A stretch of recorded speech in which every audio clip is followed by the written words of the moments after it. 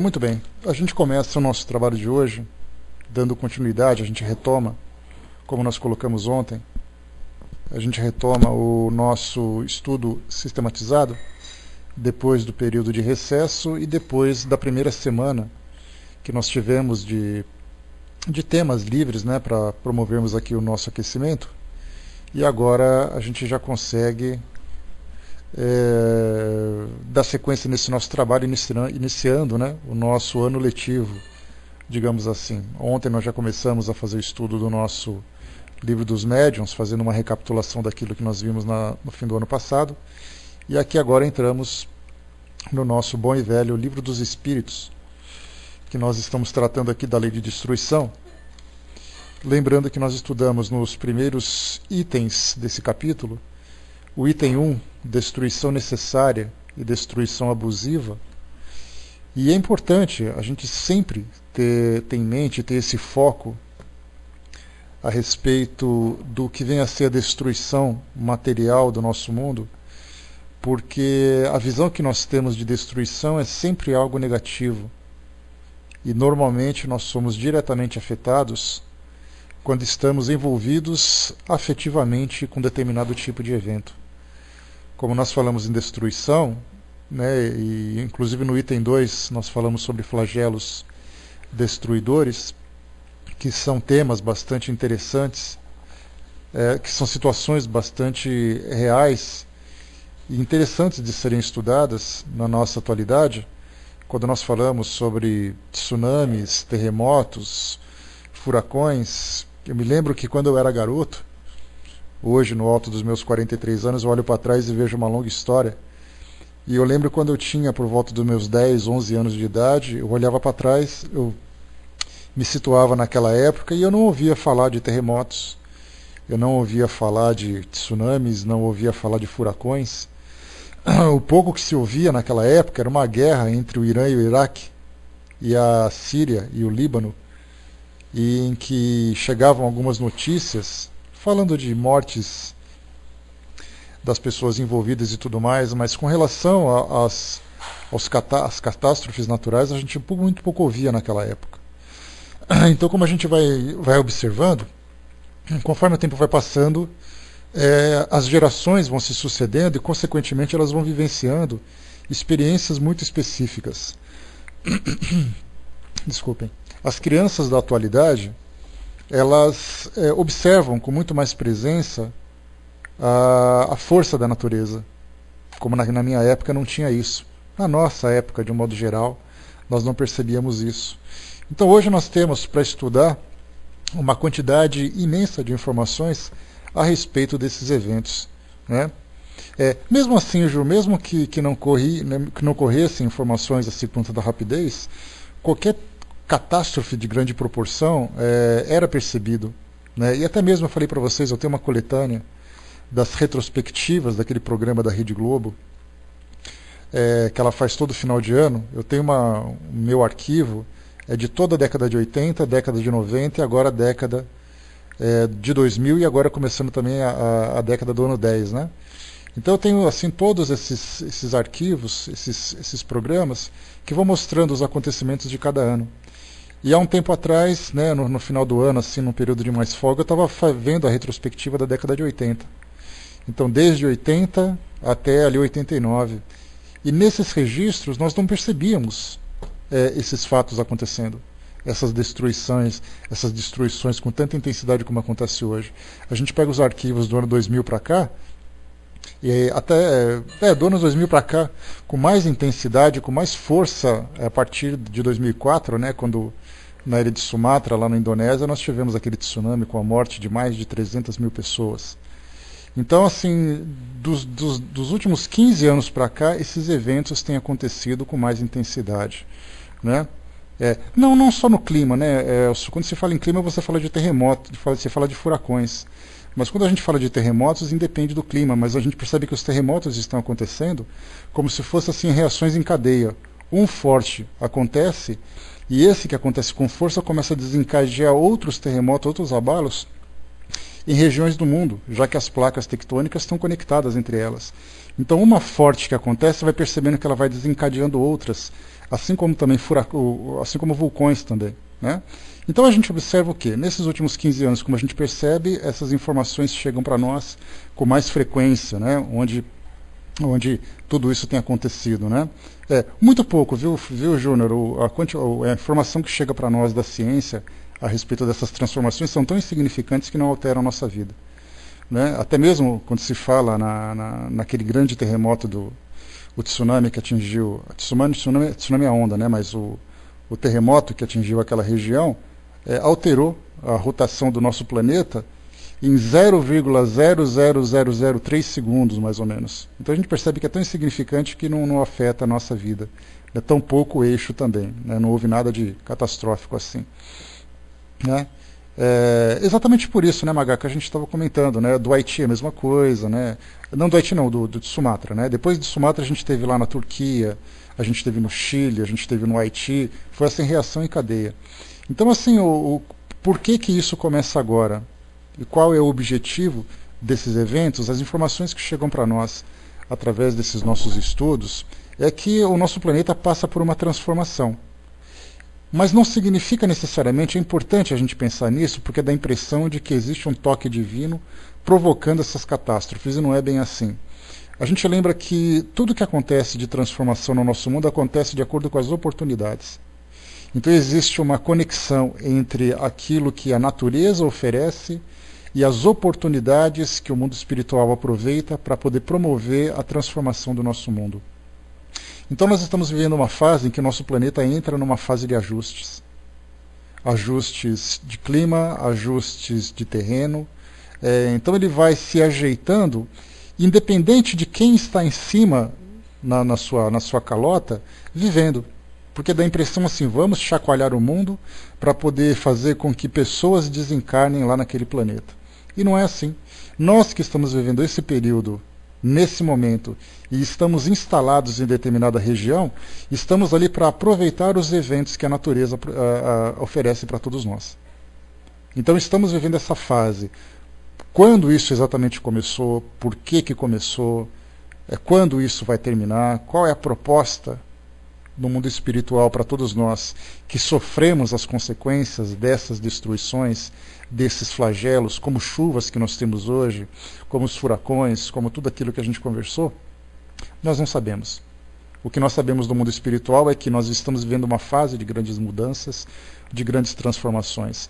Grandes transformações no nosso planeta fisicamente e da mesma forma também moralmente com relação à conduta dos habitantes desse nosso mundo, no caso, todos nós. Então estamos aqui participando de uma transformação e é por isso que eu sempre digo que o mundo espiritual, quando ele começa a se manifestar de uma forma mais patente, através da mediunidade, através dos ensinamentos, através do esclarecimento com relação à nossa nova realidade, a visão que nós temos a respeito da vida, a visão que nós temos a respeito da morte, a visão a respeito que nós temos da nossa imortalidade, é uma fase em que nós estamos testemunhando. E nós somos testemunhas de um período extremamente importante para o nosso mundo. E nós, muito poucos, infelizmente, a população de um modo geral, nós estamos passando por essa fase indiferentes. Como simplesmente as coisas acontecessem ao acaso. E nós não estamos nos dando conta da importância desse período e da grande contribuição que nós podemos dar para que o nosso mundo se transforme de um modo muito mais acelerado e muito mais efetivo. Porque essas situações vão se perpetuando de sofrimento, de dor e de angústia, enquanto nós resistirmos a essa mudança. Agora, quando nós começamos a contribuir para que ela possa acontecer de um modo muito mais eficiente, as dificuldades vão diminuindo. Aquela passagem que nós temos no Novo Testamento de lágrimas e ranger de dentes, que é exatamente aquele período de sofrimento, é o que nós estamos vivendo hoje. Isso faz parte desse nosso momento. Então, quando se fala em destruição, quando nós olhamos para o nosso mundo hoje, nós vemos um edifício caindo, a natureza incendiando, a poluição de rio que provoca grande mortalidade de peixes, né, dos animais aquáticos. Quando nós vemos ali um terremoto que destrói uma região, uma enchente que destrói, e assim vai acontecendo, a gente sempre se toca muito mais quando, como eu disse no início, quando a gente se envolve emocionalmente. Quando nós fizemos o estudo desse primeiro item, tratando da destruição necessária e destruição abusiva, e nós trouxemos assim, no primeiro plano, o entendimento do que vem a ser a destruição, eu li para vocês um trecho, a introdução de um livro chamado As 100 Maiores Catástrofes do Mundo, da História, desculpem, As 100 Maiores Catástrofes da História. E ali então trouxemos um acidente de trem, de avião, uma peste que dizimou milhares de pessoas, centenas de milhares de pessoas, fome no passado, em séculos XVI, séculos XVII, onde milhões de pessoas morreram de doenças. Então a gente começa a analisar esses livros históricos e observar esse período de destruição, a gente fala, mas quanta desgraça aconteceu no mundo. Só que na verdade a gente lembra que esse processo de transformação do mundo promoveu o retorno de muitas pessoas ao mundo espiritual e o nascimento de tantas outras. Então na verdade a destruição é do nosso ponto de vista. Mas isso nada mais significa que seja uma transformação, uma mudança de um estado que talvez estivesse acomodado, moralmente acomodado, e fisicamente em determinada situação que precisasse sofrer alterações, para que houvesse a promoção dos indivíduos envolvidos naquele evento e do mundo de modo geral. Então, destruição, a gente pensa como transformação. Nesse mesmo livro, logo na introdução, falava sobre a migração de borboletas monarcas, a famosa migração da América Central até a América do Norte. E isso acontece todo ano, em virtude da mudança das estações. Então elas fazem essa mudança, que são milhões de borboletas, que saem de uma região e passam pela outra. Só que em determinado período, foi registrado que elas passavam sobre o México, e ali então acontecia uma grande tempestade. E milhões dessas borboletas morreram. Milhões. Foi assim um cenário desolador para aqueles que apreciam esses eventos da natureza. E simplesmente acontecia transformações. Então, do nosso ponto de vista, a gente via assim, tá, a borboleta morreu, e daí? Tá, uma árvore foi derrubada, e daí? Um terremoto aconteceu, milhares de pessoas morreram, e daí? Então a gente começa a perceber o quê? Que transformações, se nós entendermos o seu objetivo, nós não perceberemos isso de um modo tão doloroso. Porque da mesma forma que pessoas desencarnam diante de uma catástrofe natural, pessoas desencarnam todos os dias em camas de hospitais.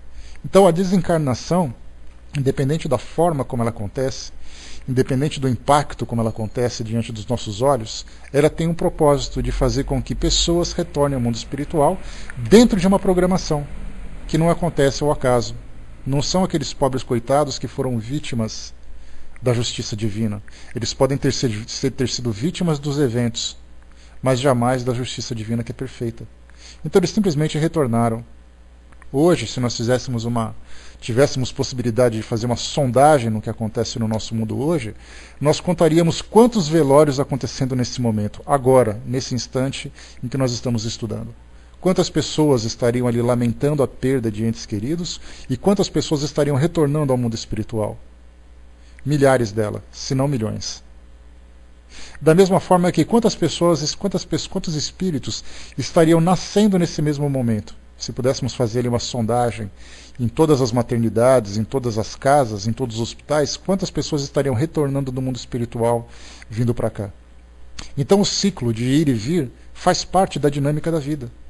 Então o que nós entendemos como destruição é a dor que nos provoca, mas se nós observarmos como transformações e ver isso a longo prazo, de uma perspectiva mais diferente, nós veremos que a coisa não é tão terrível assim. Somos nós que sofremos as consequências e lamentamos por isso também. Então nós falamos sobre destruição necessária e destruição abusiva, porque o homem também provoca destruição. Assim como nós observamos um edifício desabando por causa de uma situação que aconteceu, se nós observarmos nos campos agrícolas hoje e percebemos ali os animais que são abatidos, as plantas que são cortadas, aquele arroz que nós comemos todos os dias, quando passa uma colheitadeira naquele campo e ceifa aqueles grãos para que a gente possa se alimentar, aquela planta está sendo destruída. A maçãzinha que nós comemos hoje, que a gente vai na geladeira e pega ela geladinha para comer, essa planta foi retirada da sua árvore e ela foi destruída. Ela já passa por um processo de degradação. O alimento que todos os dias nós necessitamos, fazem parte de um processo de destruição. Só que nós não vemos assim. Não vemos porque a gente não sofre tanto com isso. Quando nós olhamos nos campos, nas savanas africanas, nas matas que nós temos pelo nosso mundo afora, e vemos ali animais se alimentando de outros animais, eles estão destruindo-se uns aos outros. Só que na verdade fazem parte de um processo natural de evolução. Vemos então o quê? Que destruição nada mais é do que transformação. Só que existem aquelas destruições que o próprio homem promove, que não são naturais.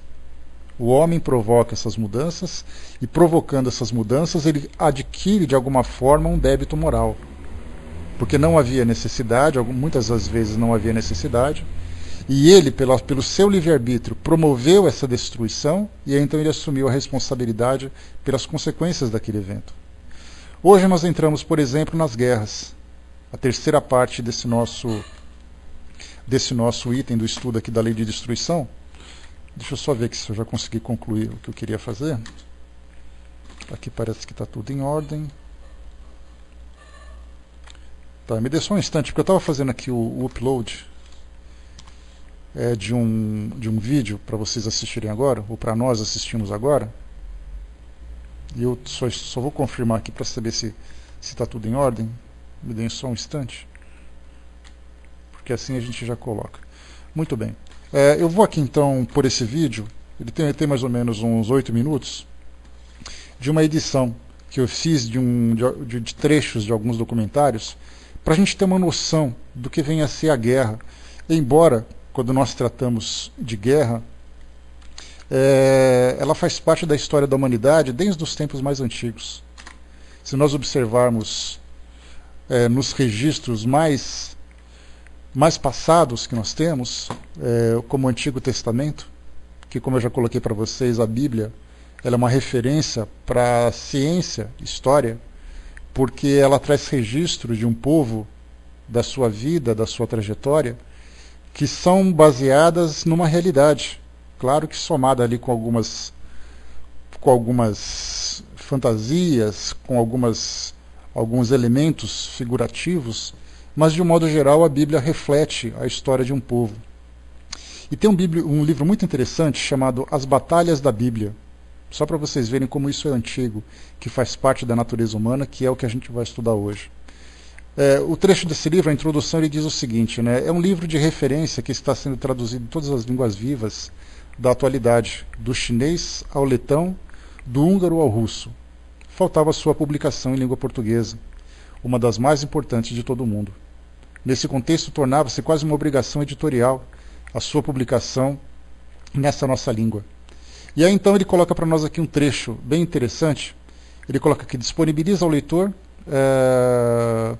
este livro, que constitui, sem margem para dúvida, um instrumento fundamental para a compreensão milenar do conflito que subsiste na Terra Santa e das origens da nossa civilização. Deixamos o leitor com um enxerto do livro, né? Então um trechinho aqui, só para a gente perceber como a guerra sempre esteve presente na nossa história. As guerras da Bíblia têm início no êxodo de Abraão e seu clã da cidade mesopotâmica de Harã, devido à sua crença num Deus único, Criador e Senhor do Universo. Ao deixar Harã, Abrão parece ter se juntado ao grande movimento de grupos étnicos que abalou o Mediterrâneo Oriental no século XVIII a.C. As convulsões populacionais na Ásia Menor e nas regiões a norte da Mesopotâmia geraram grandes migrações que, juntamente com outros desenvolvimentos, fundiram grupos étnicos heterogêneos, entre os quais os semitas, os uritas, os indo-iranianos, na chamada Nação dos Ixos. Foram os Ixos que conquistaram o Egito, utilizando pela primeira vez e em grande número uma nova arma, o cavalo de guerra. As convulsões provocadas pelos Ixos deram origem a perturbações e atividades beligerantes refletidos no relato da vida de Abraão em Gênesis capítulo 12, versículo 25. Os feitos militares de Abraão e os de Isaac e Jacó enquadram-se em duas categorias. A primeira é a defesa das pastagens, dos direitos de pastagem de seu clã, ao chegarem a Canaã, a terra que Deus lhes prometera. A segunda categoria é a participação em guerras importantes. Esse envolvimento decorreu provavelmente dos compromissos de Abraão com as autoridades ixas e os seus vassalos cananeus, os reisetes que governavam os territórios onde Abraão se estabelecera. Carecemos de informações exatas, mas uma guerra importante na qual Abraão participou é a dos quatro reis da Mesopotâmia contra os 5 reis do Mar Morto. Põe em relevo a continuidade das condições estratégicas e dos fatores geomilitares da Palestina desde os primórdios. Então nós observamos aqui o trecho interessante. Então, mais uma vez, para quem se interessa, o livro chamado As Batalhas da Bíblia, uma história militar do antigo Israel. Então, nesse estudo, quando a gente começa a fazer uma análise a respeito da história da guerra, a gente vê que isso faz parte da história do homem. Mas muito mais do que fazer parte da história do homem, faz parte da natureza humana. Porque quando nós começamos a observar os conflitos dos quais nós participamos, e todos nós, de alguma forma, já estivemos envolvidos em algum tipo de conflito, basta a gente analisar um conflito com o vizinho, um conflito dentro de casa, quando criança, uma briga na escola. Eu lembro que eu já briguei 3 vezes na escola quando eu era garoto. Eu perdi uma, empatei outra e ganhei a outra. Então eu fico ali na média. Eu estou no balanço, não estou nem no prejuízo nem no lucro. Mas a gente percebe o quê? As crianças brigam na escola o tempo todo. Hoje com muito mais intensidade. Né? Então, por interesses pessoais, ou porque se sentiu ofendido, ou porque queria conquistar determinado espaço, ou porque queria proteger alguma coisa que era do seu interesse. Então as crianças começavam a brigar entre si. Basta a gente colocar 2 crianças, 2 bebês perto de um brinquedo que a gente vai ver o que acontece. A gente vai perceber o que a natureza humana é capaz de fazer com aqueles indivíduos. Crianças pequenas, crianças de 2 anos. Pega ali, por exemplo, o Giuseppe da Ju, que é pequenininho ali, e mais ali o filho ou o neto de alguém aqui da sala, coloca os dois frente a frente, todos os dois dando risadinho um para o outro, aí você coloca um brinquedinho entre eles.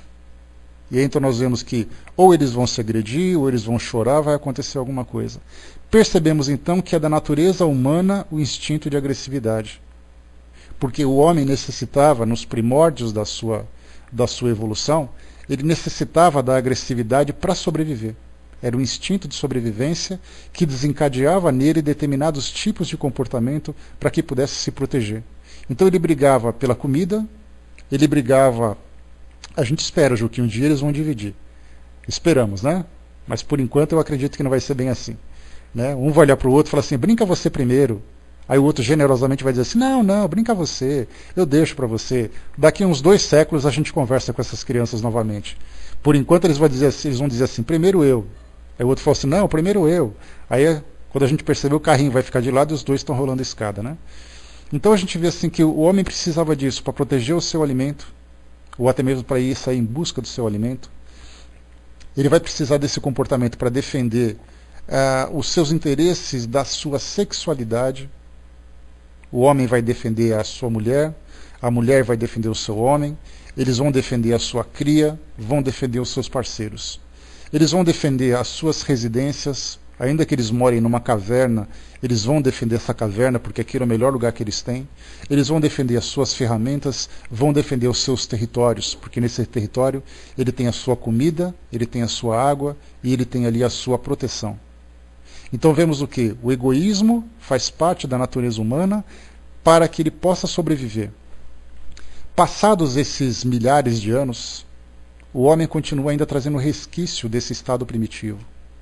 Quando nós falamos sobre as guerras, pegamos, por exemplo, dos filmes que nós assistimos hoje, as guerras onde se utilizavam pedras, as guerras onde se utilizavam tacapes, onde começaram a construir as primeiras lanças, depois as flechas, começaram a utilizar os cavalos, começaram a desenvolver embarcações.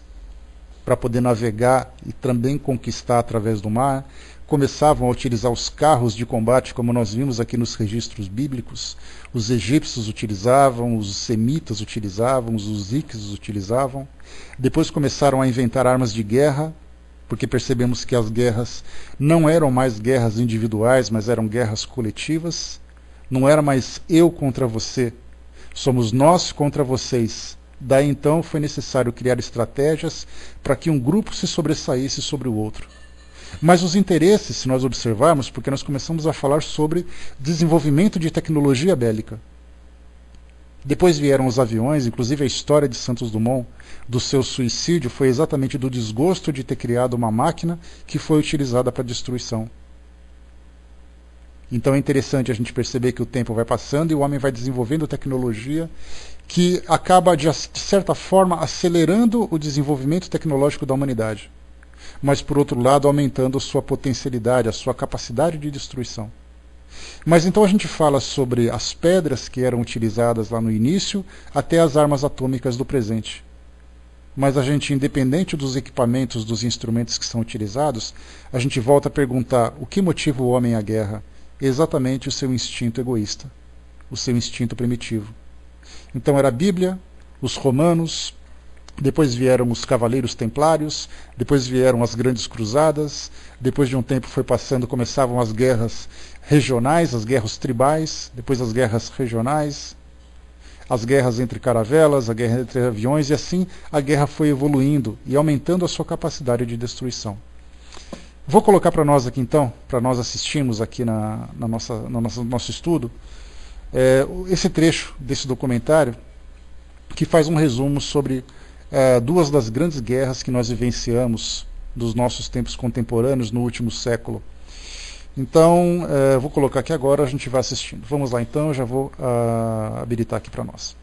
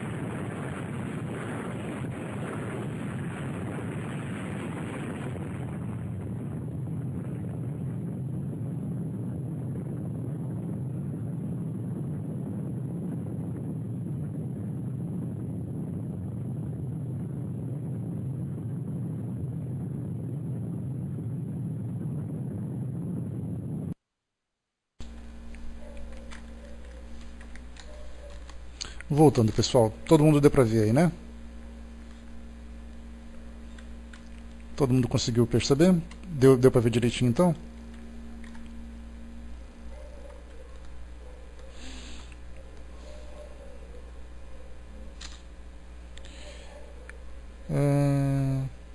Tá tudo certo.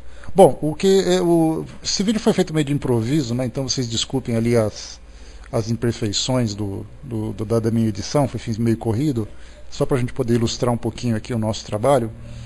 Mas o que a gente começa a observar é o seguinte, que a guerra ela tem dois aspectos que são interessantes de serem observados, né? O primeiro ponto que foi colocado por vocês aqui, deixa eu retomar um pouquinho só voltar um pouquinho aqui a tela. Aqui em cima, deixa eu ver aqui. É que eu estou meio enrolado aqui, que tem esses comandos todos aqui para poder apertar. E algumas vezes a minha tela some. Tá aqui, ó. O soldado tinha colocado um pouco mais acima, né? E mesmo com a lei de destruição sendo aplicada, a população humana tem um crescimento gradativo e rápido, né? Porque, na verdade, soldado, esse aspecto do crescimento populacional, a guerra, na verdade, ela não serve para nós como um sistema de controle de natalidade, né? A guerra ela tem para nós o aspecto de transformação moral, em especial. Essa que é a parte mais importante da gente observar. Porque cada vez que a guerra acontece, primeiro ela tem um motivo, depois ela tem um desdobramento, depois chegam as consequências. Quando Kardec escreveu ou questionou a respeito desse assunto aos espíritos, as guerras eram localizadas em determinados pontos. A França se envolvia em alguns conflitos territoriais, com a Alemanha em especial. Esse conflito Alemanha e França é algo bem antigo. Naquela época, ele tinha acabado de observar as guerras napoleônicas, onde Napoleão, com aquela ambição de conquistar, de fazer com que o mundo, ou pelo menos a Europa, se transformasse numa grande França, né? Lembrando que, segundo informações que chegam para nós a respeito de Napoleão, o objetivo dele como imperador era, a princípio, transformar o regime governamental da Europa naquele período, onde nós tínhamos ali o absolutismo, onde os reis, os monarcas, tinham poder absoluto em mãos para poder definir o que, como e quando fazer. E ele veio trazer para nós um novo modo de pensar. O iluminismo, vai com Deus, Milena, bom dia.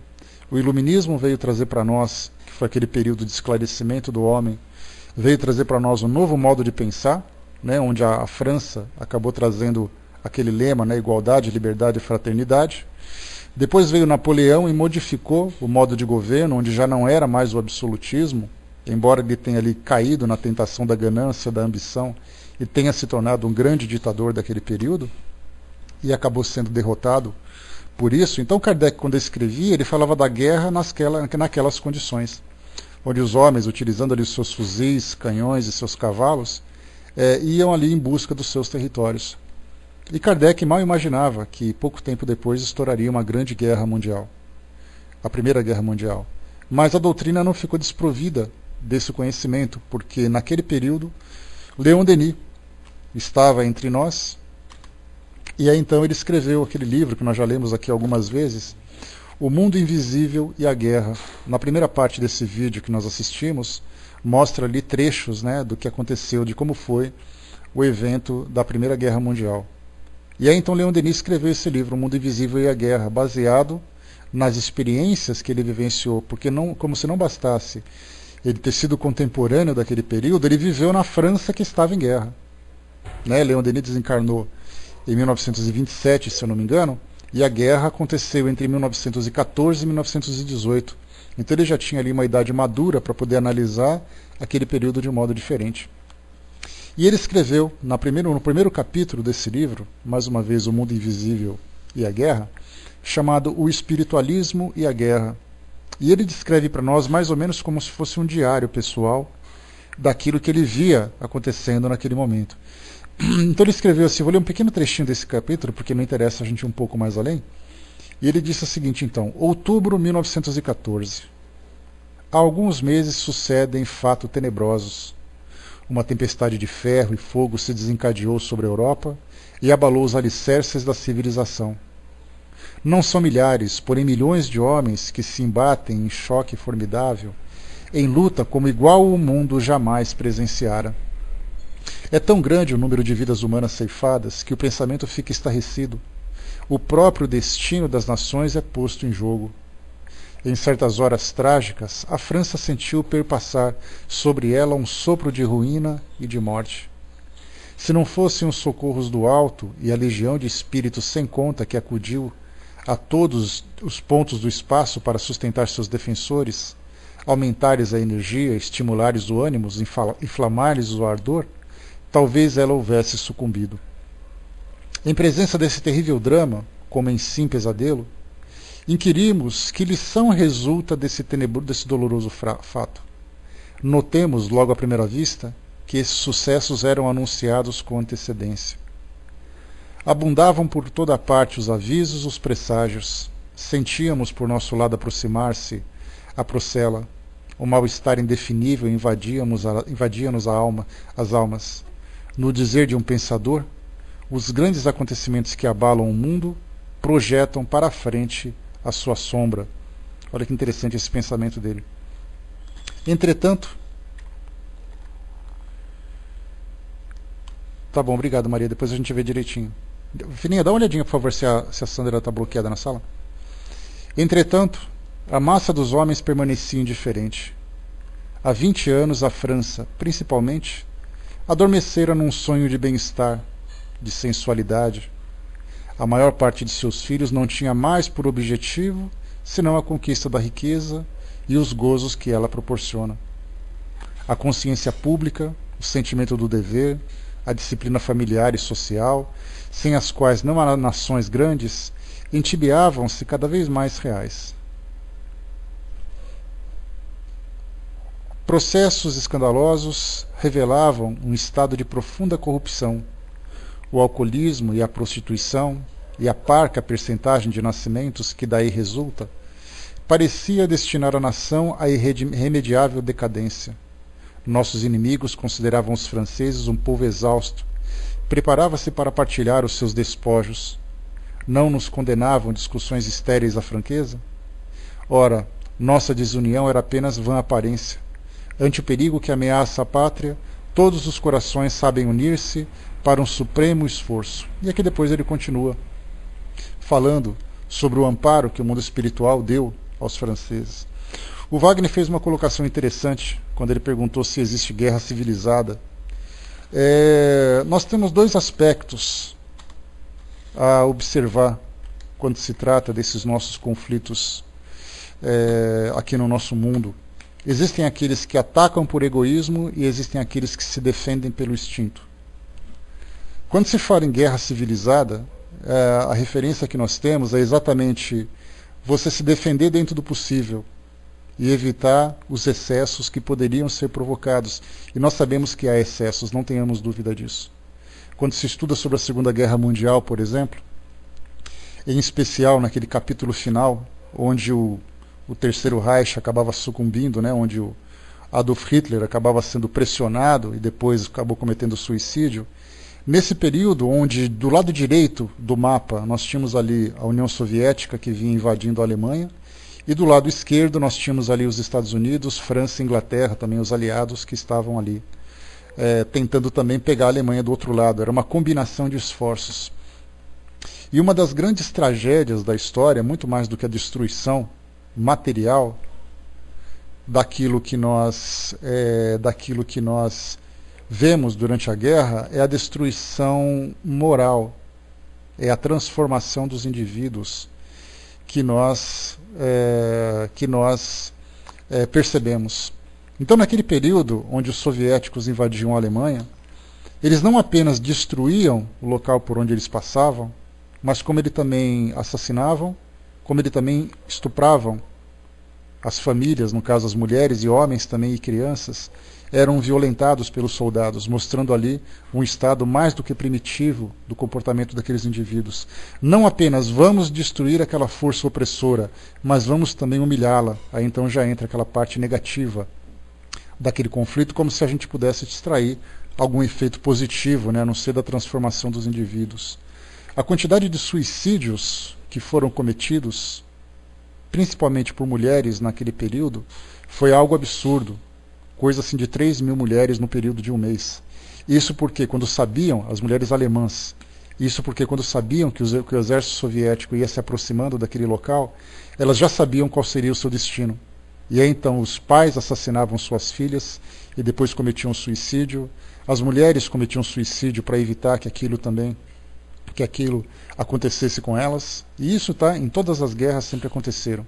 A escravidão de alguns povos também eram registrados. Então, se a gente entrar nos detalhes, né, das experiências pessoais de cada indivíduo, nós teríamos ali, né, uma fase sombria de pensamento, né, um período sombrio de pensamento. Quando nós entramos, por exemplo, nos campos de concentração, onde mais de 6 milhões de judeus, de inválidos e de homossexuais foram executados pelos nazistas naquele período, a bomba atômica, quando nós vimos aqui também nesse nosso vídeo, nesse nosso clipe que nós colocamos, ali exterminando os milhares de pessoas ao mesmo tempo, milhares de vidas ao mesmo tempo, com 2 explosões na cidade de Hiroshima e na cidade de Nagasaki, que sim, acabou promovendo o final da guerra, mas ao mesmo tempo acabou também promovendo a destruição daquelas pessoas. Então nós observamos assim, é simples a coisa como acontece, porque quando nós fizemos um estudo sobre o suicídio, há um tempo atrás, na prece pelos suicidas, para sermos mais precisos, né? Sim, imagino que sim, né, Júnior? Em Auschwitz, ali na Polônia, que era um campo de concentração, né, até mesmo o Papa, o Papa Bento XVI, deu uma declaração dizendo que, se perguntando, segundo os jornais italianos, né, ele se perguntava onde estava Deus naquele momento, quando ele se deparou com aquela situação. Mas aí então, me fugiu o que eu estava dizendo. Do suicídio.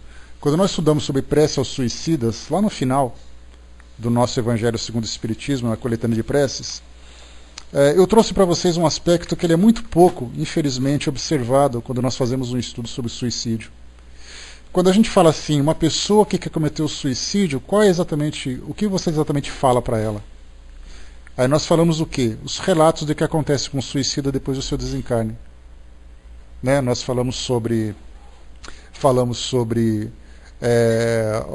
a conexão dele com o seu corpo em decomposição, o fluido vital que se encontra em grande concentração no seu perispírito, o sofrimento que ele tem, a sensação que ele tem, a sensação física que ele tem de estar vivo e sofrendo mesmo após a morte. Então nós sempre destacamos os efeitos sobre o espírito pelo ato do suicídio. Mas nós muito pouco consideramos o que acontece com o espírito depois do seu suicídio a respeito dos dramas que o levaram a cometer esse ato.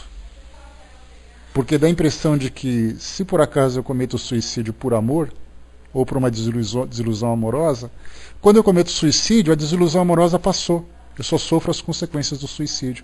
Sendo que, na verdade, o espírito continua sofrendo a mesma desilusão com maior intensidade, potencializado pela angústia e pelo sofrimento natural do ato.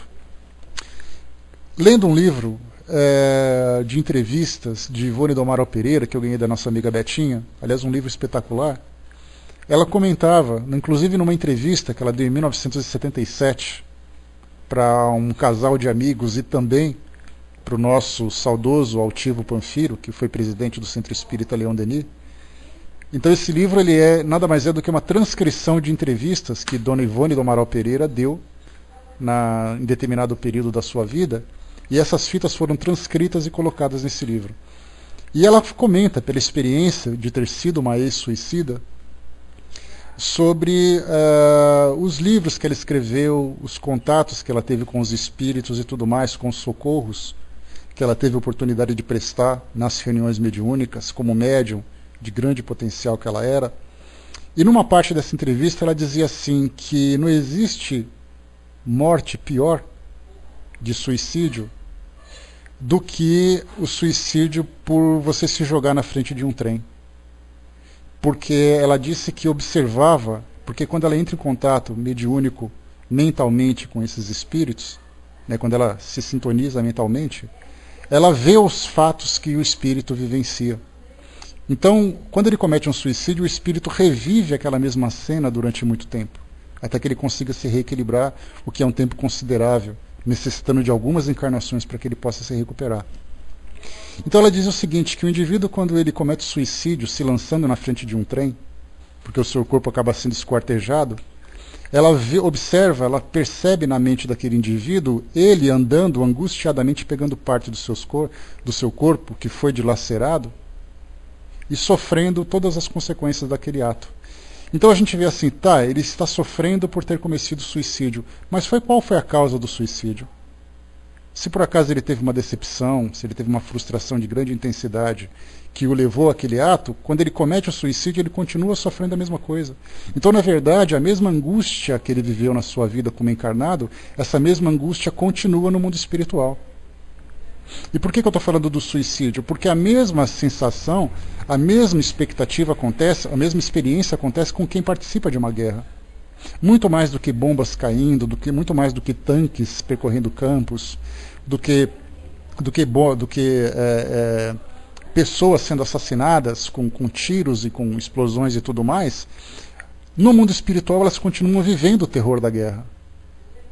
As mulheres que são aterrorizadas, as crianças, as famílias que são separadas, as pessoas que são executadas da forma mais absurda possível, no mundo espiritual elas continuam ainda vivenciando esse mesmo terror. Então há espíritos que 2, 3 encarnações trazem os seus traumas de guerra. Então temos a destruição material e a perturbação espiritual, que são perturbações de extrema potência.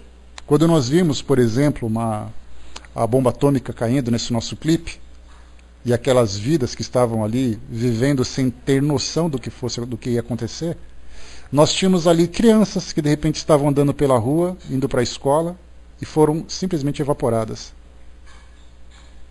E aí então chegam no mundo espiritual em que condição? Aterrorizadas, tendo noção do que aconteceu e tudo mais. Então todas essas ações são provocadas pelo próprio homem.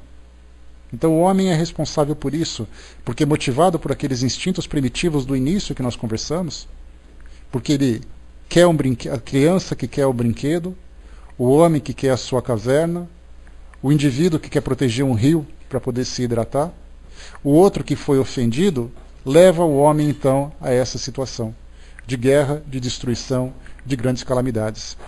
Mas, na verdade, o interessante a gente perceber é o que mesmo diante do livre-arbítrio do homem e da sua capacidade destrutiva, a justiça divina se encontra ali presente.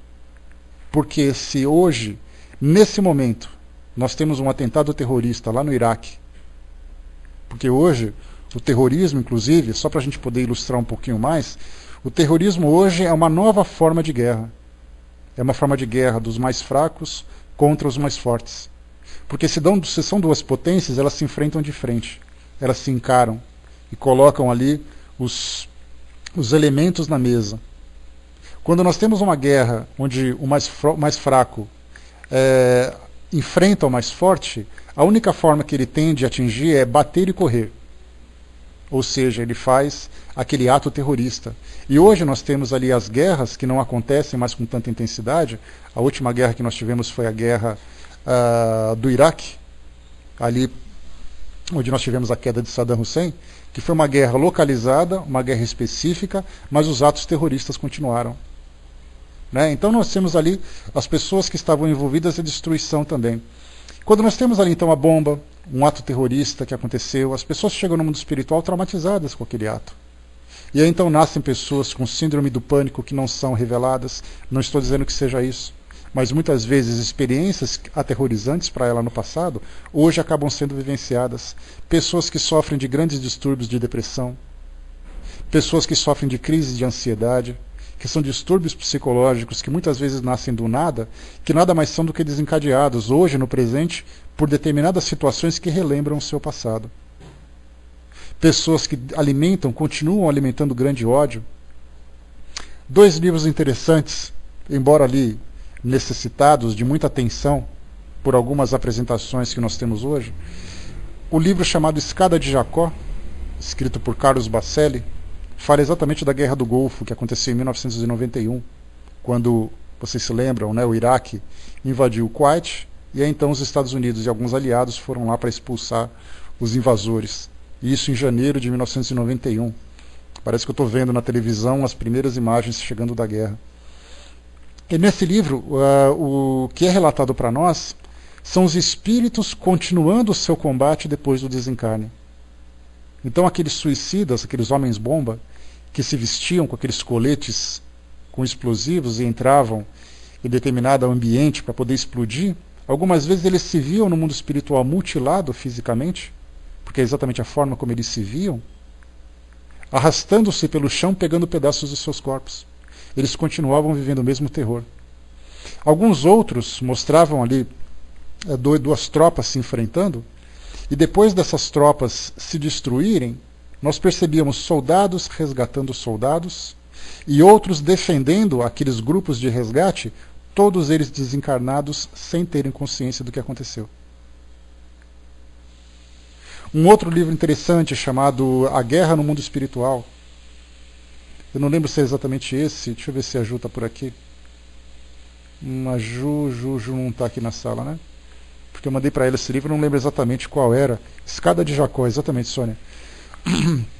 Então, a Guerra no Mundo Espiritual, que é um livro interessante também, que mostra o envolvimento do mundo espiritual nas decisões dos encarnados. Então, se hoje nós temos processos obsessivos, obrigado. Se hoje nós temos processos obsessivos por motivos de sensualidade, por motivos de vingança, nós temos também processos de influência espiritual para poder elaborar conflitos, elaborar guerras. E aí então traz um relato do que aconteceu na guerra. Eu não lembro de quem é, eu preciso pegar direitinho as informações, Sônia. Ele é pela editora O Clarim. Coloca assim, editora Clarim Guerra, que vocês vão achar o título. Tá? Coloca no Google, aí posta aqui na sala, aqui na tela, porque assim já facilita para a gente poder identificar com o pessoal, por gentileza. Eu me esqueci quem é, está na ponta da língua aqui. Então nesse livro mostra para nós assim, de que forma que os espíritos interferiam naqueles homens que preparavam a guerra, em especial os líderes do partido nazista, incluindo ali Adolf Hitler. Então o que eles faziam? Eles começavam a elaborar, olha, nós vamos fazer com que o nosso país expanda o seu território, invadindo a Tchecoslováquia, invadindo a Polônia, depois fazendo a negociação com esse país, com aquele outro país e coisa e tal. Por outro lado, os outros, olha, vamos nos preparar porque a guerra está chegando. Os líderes, os estrategistas de cada nação, conversando sobre o futuro, o destino daquele período que eles estavam vivendo. Mas, ao mesmo tempo, os espíritos também estavam ali presentes. Os espíritos carregando uma mentalidade patriótica, uma mentalidade conquistadora, egoísta, influenciavam esses líderes, dizendo para ele, faça isso agora porque está na hora. E aí então havia um intercâmbio. Guerra no Além, obrigado, filhinha. Esse é o nome, Guerra no Além. Só coloca para nós agora quem é o autor, para facilitar aí o... Então mostra assim, comunidades no mundo espiritual, grupos de espíritos que se juntam participando desse evento também. Da mesma forma que nós temos aqueles que procuram dissipar o pensamento bélico, o pensamento conflituoso dos encarnados, nós temos aqueles que incendeiam essas mentes. Se nós imaginarmos como acontecem as guerras entre grupos de traficantes no Rio de Janeiro, são somente eles que entram em conflito entre si, ou nós temos ali espíritos também envolvidos na história? Nós sabemos que tem. Porque o mundo espiritual participa de todos os momentos da nossa vida, de acordo com os nossos interesses. Então, desde o interesse pessoal até o interesse coletivo, os espíritos estão presentes. Para quem leu esse livro, Transição Planetária, de Divaldo Franco, que fala sobre os bastidores do que aconteceu naquele tsunami, em 2004 na ilha de Sumatra, mostra a quantidade de espíritos que estavam ali presentes para ajudar no socorro dos espíritos que desencarnavam. Porque um dos relatos que mostravam eram que muitos espíritos estavam ali tentando sacudir os seus corpos para dizer, levanta, levanta, porque está tudo sendo destruído aqui. Só que eles já estavam desencarnados. Eles tentando levantar os próprios corpos. Abel Glasser, obrigado, Tiene. Abel Glasser, inclusive eu conversei com ele, conversei com ele por telefone sobre esse livro, muito interessante. E ele mostrava de que modo a coisa acontecia. Guerra no Além, que é uma outra obra que fala também dessa mesma situação. Então nós temos ali tudo o que acontece. né? Porque o que acontece aqui no mundo físico acontece no mundo espiritual. Os mesmos interesses que eu tenho aqui como encarnado, eu vou ter como desencarnado também. E aí então as guerras também provocando essa perturbação entre os indivíduos. Kardec, aqui nesse nosso livro, o Livro dos Espíritos, nós temos aqui, são 4 perguntas que ele pôs. 4 perguntas bastante simples, que eu acredito que pelo objetivo dele não era tão interessante estender esse assunto, embora hoje nós pudéssemos ali colher tantas e tantas informações a esse respeito. Na questão 742, Felinha, pode fazer a colagem, por favor, para nós? Kardec pergunta aqui, porque na verdade ele vai só colocar aquilo que nós já conversamos, né? Porque tudo aquilo que eu comentei com vocês agora foi baseado, né, aqui no nosso Livro dos Espíritos. Então, 742. Qual a causa que leva o homem à guerra? Respondem os espíritos: predominância da natureza animal sobre a espiritual e a satisfação das paixões. Quando se fala em paixões, ele fala sobre apego, ele fala sobre interesse, ele fala sobre satisfação pessoal, né? No estado de barbárie, os povos só conhecem o direito do mais forte. E é por isso que a guerra, para eles, é um estado normal. À medida que o homem progride, ela se torna menos frequente, porque ela evita as suas causas, e quando ela se faz necessária, ele sabe adicionar-lhe humanidade. Então essa é a grande questão que o Wagner colocou, né? Como é que uma guerra pode ser humana? Como podemos colocar humanidade na forma de conduzir, tentando a diplomacia até o último extremo, evitando os excessos daqueles que participam, defendendo apenas aquilo que é de direito e não quebrando, invadindo o direito dos outros, fazendo com que o homem busque, de alguma forma, articular os interesses de todas as comunidades, porque quando ela acontece, a gente tem que se comportar de alguma forma. Eu fico imaginando hoje como é que seria se por acaso o Brasil entrasse numa guerra, seja lá por que motivo, seja lá com que nação fosse, de que modo que nós nos comportaríamos. Porque nós percebemos o seguinte, que a princípio nós utilizaríamos aquela civilidade, né? Tem esse lado também que a gente vai falar, Júnior. Tem a civilidade, mas por outro tem um instinto. Um documentário interessante que traz para nós um relato da Segunda Guerra Mundial, da Força Aérea Brasileira na Segunda Guerra Mundial, chamado Senta a Pua, que é o lema da Força Aérea Brasileira. A entrevista com um piloto, com um oficial aviador, em que ele dizia assim que quando eles entravam em guerra, quando eles estavam na Itália, naquela região de Nápoles, onde a Força Expedicionária Brasileira também atuou e teve ali a participação da Força Aérea Brasileira, ele dizia assim no seu relato: nos primeiros dias de guerra, quando um amigo nosso ia para determinada região e ele não voltava, a gente chorava a noite toda, porque lamentava a perda de um companheiro. Depois de 3 meses, a gente estava desesperado para ir para o campo de combate para matar alguém. Então no começo você tem a sensibilidade, depois você tem o instinto. Então a gente percebe o quê? Que no nosso período atual, esse instinto de barbárie ainda é muito presente, ainda é muito atual. É muito presente na nossa natureza. Então o homem não consegue ainda separar uma coisa da outra. Conforme os espíritos colocaram, à medida que o homem progride, ela se torna menos frequente. Estamos ali há 60 anos, há 70 anos mais ou menos da Segunda Guerra Mundial. Se em 70 anos nós conseguimos diminuir uma guerra dessa proporção, porque depois da Segunda Guerra Mundial, nós tivemos ali a guerra da Coreia, nós tivemos a guerra do Vietnã, tivemos a guerra do Iraque, a guerra do Golfo, depois a guerra do Iraque, tivemos a guerra nos Balcãs, ali entre os países daquela região, tivemos ali alguns pequenos conflitos militares, né, agora recentemente na Líbia, por exemplo, onde Muammar Gaddafi foi executado também, que é uma consequência da guerra.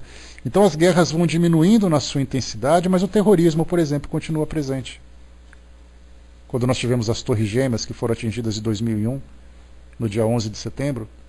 Então, a coisa vai diminuindo na sua intensidade. Isso significa o quê? É uma consequência da evolução do homem. O homem vai evoluindo na sua consciência, nos seus valores, e ele vai, né, na Chechênia, por exemplo, tivemos ali também grandes atentados terroristas e guerras também naquele período, né, na Chechênia que queria se separar da Rússia, né, que é um estado separatista, que acabou entrando em conflito também. Então tivemos ali a guerra, inclusive, né, a guerra do Tibete, onde a China e os tibetanos queriam a independência e a China não queria. Para quem quiser assistir o conflito 7 anos no Tibete com Brad Pitt, fala sobre aquele período de invasões e tudo mais. Então as guerras estão diminuindo, isso já é um sinal positivo, mas o egoísmo do homem ainda predomina. Porque se, embora ele não destrua, ele utiliza de outras formas, ele utiliza a política, utiliza a economia, utiliza a influência. 743, Kardec pergunta: a guerra desaparecerá um dia da face da Terra? Os espíritos respondem sim, quando os homens compreenderem a justiça e praticarem a lei de Deus. Então todos os povos serão irmãos. Quanto tempo isso vai demorar? Conversamos sobre isso num estudo da semana passada. Quanto tempo o nosso planeta vai se transformar de fato no mundo de regeneração, com espíritos regenerados? E eu, né, com meu otimismo, embora eu seja otimista, vocês sabem disso, mas com meu realismo, coloquei ele pelo menos uns 4 séculos. Pelo menos mais umas 2 ou 3 encarnações, para que a gente possa despertar a nossa consciência. E isso com a influência dos espíritos mais elevados que hoje reencarnam no nosso meio. Qual o objetivo? Questão 744. Qual o objetivo? 2050? Olha, tomara, viu, Sônia? Tomara, porque a gente está em 2012 e eu não vejo que em 33 anos a gente vai conseguir promover essa mudança, não. Se nós pensarmos, por exemplo, que o futuro da nação está na mão das nossas crianças. Como que as nossas crianças estão hoje em termos de valores, em termos de conduta? Como é que vocês analisam isso? Você vai numa escola pública e começa a observar as crianças no pátio no meio do intervalo, as crianças na sua saída, e a gente começa a analisar assim, quanto tempo nós teremos gerações de crianças que vão se desenvolver para serem grandes líderes espirituais, grandes líderes políticos. Eu não vejo, pelo menos não nessas gerações que estão chegando agora. Talvez mais umas 2 ou 3 gerações a gente consiga alguma coisa. Nessa que está agora, infelizmente não. Né? Os lares transformados, as crianças na escola, né? Como diz Sócrates, se não me engano, né? Eduquem as crianças de hoje para fazerem homens de bem amanhã. Então, o modo como as coisas estão acontecendo, eu infelizmente não vejo com tanto imediatismo assim essa mudança no nosso mundo. Vamos lá, 744. Qual o objetivo da providência ao tornar a guerra necessária? A liberdade e o progresso. Porque a gente lembra que quando acontece uma guerra, embora ela seja destrutiva no seu aspecto físico e traumatizante no seu aspecto moral, ela também desperta consciências. Porque depois que nós tivemos guerras de tamanhas proporções como aquela que nós já tivemos, a partir da Segunda Guerra Mundial, a gente lembra, 2 anos depois, foi fundada a Organização das Nações Unidas, juntando todas as nações para discutirem os conflitos que aconteciam no mundo. Então hoje nós temos uma organização mundial que foi criada, motivado naturalmente pela influência do mundo espiritual, mas motivada para que o homem não se envolvesse mais em conflitos de tamanha destruição. Mais de 20 milhões de pessoas morreram naquele período da Segunda Guerra Mundial, naqueles 6 anos onde ela se desenrolou. 20 milhões de pessoas. Incluindo militares, incluindo civis, homens, mulheres, crianças, idosos, independente de cor, credo, raça, condição social, todos eles foram destruídos. Então isso despertou a consciência do homem. Despertando a consciência, o homem começa então a respeitar cada vez mais o espaço do seu semelhante, e respeitando o espaço do seu semelhante, ele consegue desfrutar da própria liberdade, porque ele concede liberdade e sente que também tem liberdade. Se eu vivo numa condição ditatorial, onde eu dito as regras e eu mando e desmando, eu sou uma pessoa que não tem tranquilidade, porque quando eu menos esperar, alguém vai me apunhalar pelas costas. Eu sempre vou ser alvo de conspirações contra mim. Quando eu começar a ter liberdade, ou conceder liberdade, eu vou dormir com a consciência tranquila e vou acordar com tranquilidade. Esse é o futuro desse progresso que nós todos esperamos para o nosso mundo. Na 744A, um desdobramento dessa questão, Se a guerra deve ter como efeito conduzir à liberdade, como se explica que ela tenha geralmente por fim e por resultado a escravização? Os espíritos respondem: escravização momentânea para sovar os povos, a fim de fazê-los andar mais depressa. Aqui a gente já entra numa questão de programação reencarnatória. Hoje, como eu comentava com vocês, nós temos ali conflitos no Oriente Médio, onde atos terroristas acontecem. Por que nós não estamos lá? Por que quando a gente vai para a África e nós vemos ali guerras civis, em Uganda, em países como Somália, que mal têm do que se alimentar, mal têm dinheiro para comprar remédio, mas eles se armam para disputar ali o poder entre eles? Por que nós não estamos vivendo naquele ambiente? Por que nós desfrutamos da nossa tranquilidade aqui de sentar todos os dias no nosso computador, na nossa mesa, no nosso sofá e tudo mais? Porque aqueles espíritos estão envolvidos naquela situação não apenas por terem gerado inicialmente aquele conflito, mas por estarem também moralmente envolvidos com aquela situação. Então eles passam por experiências dolorosas pela necessidade de se transformarem. Lembramos que destruição significa transformação. Daí então a importância de nós observarmos que estarmos em determinado local, em determinado tempo, vivendo tal experiência, não é por acaso, é uma necessidade. Porque sovar os povos significa o quê? Fazer com que os povos despertem pelo sofrimento, despertem por aquele chacoalhar. E as guerras, os flagelos naturais, a destruição que acontece, tem esse objetivo, embora seja uma transformação a longo prazo. Porque esses traumas vão continuar ainda presentes e sendo dissolvidos gradativamente na consciência das pessoas envolvidas. Os ódios vão terminando. Nesse livro A Guerra no Além, tem uma passagem interessante dizendo que os espíritos, quando desencarnam, eles são unidos pelos seus interesses. E até mesmo no mundo espiritual, esses espíritos continuam alimentando ódio um pelo outro. Falava de uma situação entre guerra, de um conflito que houve entre a França e a Inglaterra, isso no século XVIII, século XIX, onde eles tinham ali uma certa, e tem até hoje, uma antipatia entre ingleses e franceses, mais ou menos como brasileiros e argentinos, mais ou menos como chineses e japoneses, Então assim, eles continuam ainda alimentando esse mesmo tipo de sentimento. Então eles reencarnam nesse meio. E nesse livro tem um relato interessante de um professor inglês que foi para a França e ele foi detestando aquele lugar. E aí então perguntava para ele: mas por que você detesta tanto aquele país? Ele falou: não sei, eu só sei que eu não gosto dele.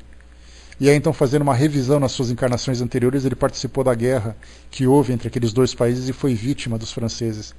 E aí então ele continuou alimentando o mesmo patriotismo.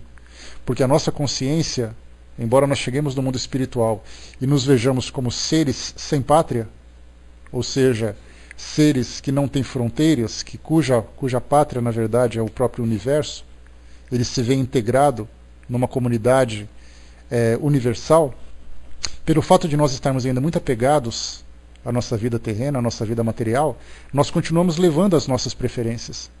Já falei para vocês que desencarnando, dificilmente, de imediato, eu vou conseguir deixar de ser corintiano, deixar de ser paulista, deixar de ser brasileiro e deixar de ser espírita.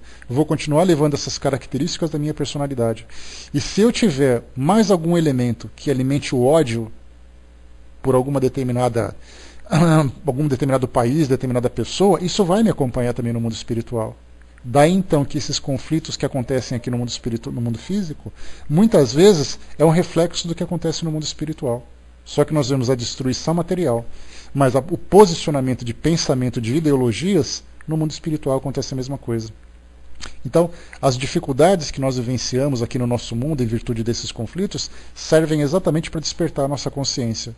É através da dor, é através do sofrimento que nós vamos despertar.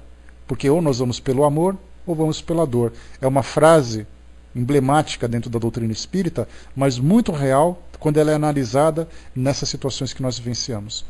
E finalmente, 745, que pensar daquele que sustenta a guerra em seu proveito?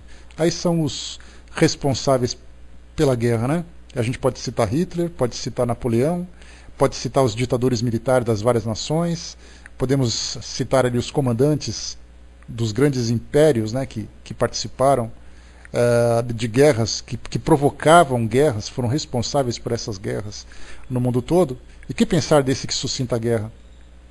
Respondem para nós aqui. Esse é o verdadeiro culpado e necessitará de muitas existências para expiar todos os assassínios de que foi causa, porque responderá por cada homem cuja morte tenha causado para satisfazer a sua ambição. Então, todos têm responsabilidade. Aqueles que se alimentam, aqueles que provocam a guerra, aqueles que dirigem a guerra, aqueles que alimentam a guerra, aqueles que se beneficiam da guerra. Todos aqueles, muitas vezes eu falo assim, olha, mas eu lucrei com a guerra, né? Vocês lembram a lista de Schindler? Para quem assistiu esse filme, eu acho que ele é bem clássico, bem interessante da gente analisar, porque Schindler acabou se tornando um grande herói para os judeus por ele ter se transformado durante o período de guerra. Mas ele, na verdade, durante aquele período, por favor, abre para nós ali. Porque durante aquele período inicial da guerra, ele nada mais era do que um empresário oportunista. Ele queria enriquecer com a guerra. Ele queria ali ter a mão de obra barata, aliás, gratuita, porque eram os judeus, eram prisioneiros que estavam trabalhando para ele. A guerra precisando de equipamentos e ele produziria esse equipamento. O Senhor da Guerra, um outro filme também com o Nicolas Cage, que é bem interessante, a mesma coisa. Ele simplesmente vende, olha, eu sou um vendedor. Alguém quer comprar, alguém quer vender. Eu sou o intermediário entre eles. Eu não tenho nada com isso. Então ele dá aquela de João sem braço, né, como se diz popularmente. Aquela ideia assim de que não, eu não fui responsável, só estava ali, aproveitando a coisa. Só que consciencialmente ele vai se ver envolvido também na mesma situação. Ele vai se perceber na mesma forma. Então temos ali várias e várias situações que vamos acumulando na nossa consciência, que vão promover reencarnações expiatórias. Não apenas expiatórias, não apenas provatórias, mas expiatórias em virtude da história que nós mesmos construímos, em virtude dessa destruição. Então todos nós, de alguma forma, já estivemos envolvidos nessa situação de guerra, de mortandade. Basta ver a escravidão no Brasil, basta ver a escravidão nos povos, de um modo geral. Todos nós fomos copartícipes de alguma forma. Diretamente ou indiretamente. Mas participamos, ou participando diretamente, ou dando apoio para a guerra. E aí, se eu dou apoio para a guerra, significa que eu concordo. E se eu concordo e apoio, significa que eu estou alimentando também aquele conflito e, consequentemente, terei responsabilidades. Então, nesse caso, a gente vê que a guerra faz parte da destruição. Ela tem uma motivação que acontece de um modo muito mais intenso, de um modo muito mais agressivo, fazendo com que a nossa humanidade vá evoluindo. Hoje nós temos ali um sistema geopolítico no nosso mundo, onde os países já conseguiram estabelecer fronteiras, embora algumas fronteiras ainda sejam disputadas, mas com muito menor intensidade. Mas no passado nós tínhamos as invasões que aconteciam com toda naturalidade. Naquela época de França querendo tomar parte da Alemanha, a Alemanha querendo tomar parte da França, a União Soviética fazendo não sei o quê, a Rússia no passado. Eles simplesmente diziam assim, eu quero aquele rio que está do outro lado da cerca daquela fazenda. Eles simplesmente arrancavam a cerca e colocavam do outro lado. Hoje nós sabemos o quê? Que esses recursos estão ali disponíveis. A guerra hoje já não acontece dessa mesma forma, embora os interesses ainda sofram pressões. Mas felizmente já estabelecemos uma questão geopolítica. As religiões estão começando a se ajustar, embora ainda demorem um pouco mais, sendo elas também grandes motivadoras de guerra. Na Bíblia, como nós pegamos no livro que fala sobre as batalhas da Bíblia, mostra que as primeiras guerras aconteciam por quê? Para poder invadir o campo do vizinho, para que as ovelhas se alimentem melhor, para que as ovelhas possam tomar água no campo do outro. E aí então tem a guerra ofensiva e a guerra defensiva. E estamos aí hoje vivendo esse período de transição entre essa fase primitiva e essa fase mais evoluída que nós temos hoje no nosso mundo. E agora é observar, para ver de que modo que a humanidade vai se comportar diante desses novos desafios que vêm surgindo para todos nós. Né? O soldado lembrou uma parte interessante, né? Na guerra não existem heróis, pois todas as partes envolvidas sofrem. Tem uma parte interessante, soldado, desse comentário que você fez, do espírito Ramatiz, que embora seja espiritualista, ele não deixa de ter ali o seu mérito, né, a sua sabedoria para poder transmitir para todos nós. Ele disse assim que para nós aqui no nosso mundo, nós temos uma tendência sempre a premiar, sempre a valorizar, a colocar uma medalha no peito dos heróis que participavam da guerra. Ninguém nunca deu medalhas para Madre Teresa de Calcutá, para Mahatma Gandhi, para Chico Xavier.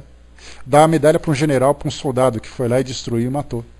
Então os nossos heróis ainda são aqueles que têm força destrutiva. Os nossos heróis não são aqueles que têm força moral.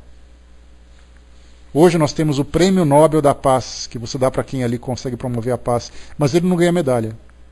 Aquele que ganha medalha no peito é aquele que usa uniforme militar. É aquele que conseguiu de fato destruir e proteger aquele país. E esse nosso nacionalismo ainda é motivo de grandes conflitos. Que felizmente as guerras estão diminuindo, mas nós podemos perceber que no esporte ela continua. O que significa o esporte? É o modo como o homem extravasa o seu lado primitivo. Quando nós pegamos jogadores, 11 de um lado, 11 de outro, num campo de futebol, duas nações disputando entre si. Disputando o que exatamente? Disputando seus próprios interesses. Eles querem conquistar, se não fronteiras, se não recursos, as riquezas de um país, conquistar moralmente o valor dentro daquela competição, a hegemonia naquela competição. Então temos ali o esporte como sendo também uma forma de combate entre os homens, embora não seja tão destrutiva, apesar de que hoje nós encontramos essas lutas que aparecem na televisão com tanta promoção, com tanta mídia, um indivíduo destruindo o outro, cujo objetivo é rachar o crânio daquela pessoa. Tivemos ali sábado, né, um programa que passou na televisão, todo mundo fala, nossa, como ele é ótimo, os dois homens ensanguentados entre si, dando joelhadas, cotoveladas, esmurrando um ao outro, dizendo que aquilo é um esporte. Ou seja, gladiadores do futuro, do presente, como disseram na televisão, mas é algo extremamente negativo para a nossa sociedade, porque mostra ainda o nosso lado primitivo. Meus amigos, vamos lá, encerrando por aqui o nosso trabalho de hoje. Trouxemos então alguns aspectos, naturalmente que esse assunto é muito extenso, e ele demandaria de nós muito recurso, muita pesquisa, opiniões diferentes para poder analisar, né,